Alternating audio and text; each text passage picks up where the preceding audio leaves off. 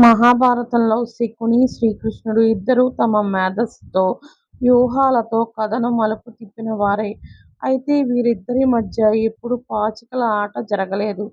దీనికి పురాణాలలో ఎక్కడా ప్రత్యక్షంగా ఒక కారణం అని చెప్పలేదు. శకుని దగ్గర ఉన్న పాచికలు సాధారణమైనవి కావు. అవి అతని తండ్రి వెన్నెముకతో చేసినవి. శకుని మనసులో ఏ నెంబర్ అనుకుంటే ఆ నెంబర్ పడేలా అవి పనిచేస్తాయని చెబుతారు. అది అతని మాయాజోదం. కానీ శ్రీకృష్ణుడు సాక్షాత్తు పరమాత్ముడు. మాయా మానుషతనంతో ఉన్న సర్వజ్ఞుడు. శకుని మాయలు కృష్ణుడి ముందు సాగవని శకునికి బాగా తెలుసు. కృష్ణుడు సంకల్పం ముందు తన పాచికల మాయ పనిచేయదని గ్రహించే శకుని ఎప్పుడూ కృష్ణుణ్ణి ఆటకు ఆహ్వానించలేదు.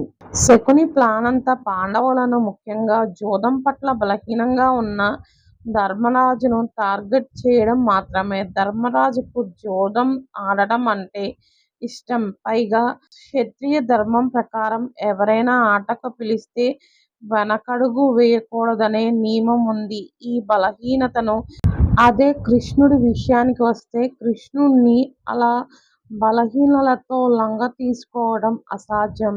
మహాభారతంలో అత్యంత కీలకమైన మాయాజూదం జరిగే సమయంలో శ్రీకృష్ణుడు హస్తినాపురంలో లేడు. ఆయన ఆ సమయంలో సాల్వుడు అనే రాజుతో యుద్ధంలో బిజీగా ఉన్నాడు. ఒకవేళ కృష్ణుడు అక్కడ ఉండి ఉంటే ధర్మరాజును ఆడనిచ్చేవాడు కాదు. లేదా శకుని మాయలను తిప్పికొట్టేవాడు. కృష్ణుడు లేని సమయం చూసే శకుని, దుర్యోధనులు ఈ కుట్రను పన్నారు. శకుని వ్యూహాలన్నీ కురుక్షేత్ర వంశాన్ని నాశనం చేయడం, దుర్యోధనుణ్ణి రాజు చేయడం చుట్టూనే తిరుగుతాయి. కృష్ణుడి వ్యూహాలన్నీ ధర్మాన్ని స్థాపించడం చుట్టూ సాగుతాయి.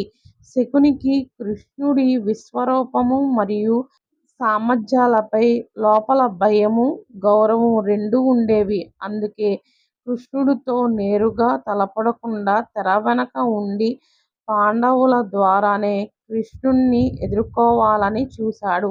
శకుని కేవలం మానవ బలహీనతలపై, ధర్మరాజు యూధ వ్యసనము, దుర్యోధనుడి అసూయ వారిపై ఆధిపత్యం చెలాయించగలిగాడు. కానీ దైవత్వంతో పరమాత్మ అయిన కృష్ణుడితో ఆటకట్టి గెలవటం తన వల్ల కాదని ఆ మాయావికి ముందే తెలుసు.